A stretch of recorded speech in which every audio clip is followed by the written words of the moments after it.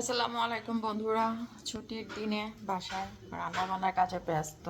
ছুটির দিনে কি কি কাজ বের করেছে দেখুন।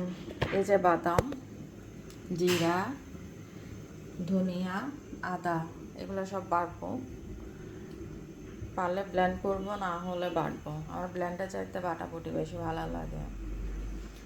আর রান্না করছি শালগম দিয়ে, চিংড়ি মাছ দিয়ে, শিম দিয়ে। এদিকে হচ্ছে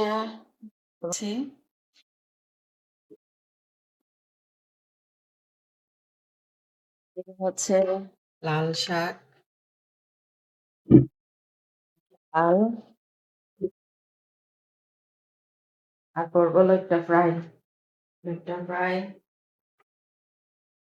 রুই মাছ ভাজা। এই যে লইট্টা মাছ আমার খুব ফেভারিট। তো আলহামদুলিল্লাহ, ছুটির দিনের আয়োজন আপনাদের সাথে শেয়ার করলাম। সবাই ভালো থাকবেন, সুস্থ থাকবেন এবং নিরাপদে থাকবেন। নাহার পপি ব্লগের সঙ্গেই থাকবেন। আসসালামু আলাইকুম।